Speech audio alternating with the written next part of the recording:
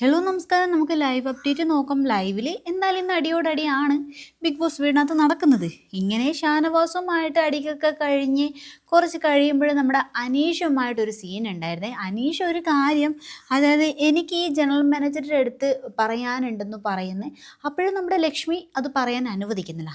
എന്നാൽ നമ്മുടെ അനീഷിൻ്റെ ആ ഒരു സ്വഭാവം ഉണ്ടല്ലോ, അതായത് ഒറ്റക്കാലങ്ങ് നിൽക്കും, അവസാനം കയറി സംസാരിച്ച് സകല എണ്ണത്തിനെ പ്രൊവോക്ക് ചെയ്ത് തറം പറ്റിക്കുന്ന ഒരു ക്യാരക്ടറാണ് നമ്മുടെ അനീഷിൻ്റെത്. അതായത് ക്ഷമയോടെ നിന്ന് സംസാരിച്ച് അങ്ങനെ ചൊറിഞ്ഞ് പണ്ടാരടക്കും. അത് തന്നെയാണ് ഇവിടെയും സംഭവിച്ചത്. അതായത് റിയാസിന് പോലും സത്യം പറഞ്ഞാൽ ഉത്തരം മുട്ടിപ്പോയൊരവസ്ഥയാണ് കേട്ടോ. പറയാൻ അവസരം കൊടുക്കുന്നില്ല. കാരണം ഏറ്റവും വലിയ പ്രൊവോക്കിംഗ് ഗെയിമറാണ് നമ്മുടെ ഈ റിയാസ് എന്ന് പറയുന്നത്. എന്നാൽ ആ റിയാസിനെ പോലും പ്രൊവോക്ക് ചെയ്ത് കളഞ്ഞു നമ്മുടെ അനീഷ് കേട്ടോ.